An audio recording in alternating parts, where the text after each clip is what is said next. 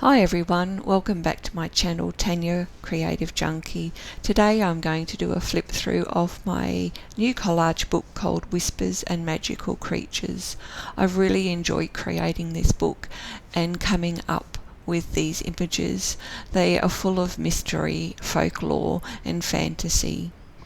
As you see as we go through this book, I've also included full page images. The intent with these pages is that you can actually remove them, fold them in half, and then they become 2 pages when creating a junk journal. You can also use these images for backgrounds or cutting out certain parts of these pages for junk journaling or collaging. The book is a perfect 8.5 by 11 inches and it's available on Amazon or from my website tanyacreativejunkie.com.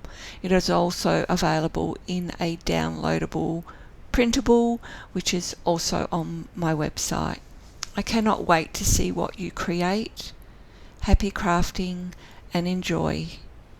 Thank you. Bye.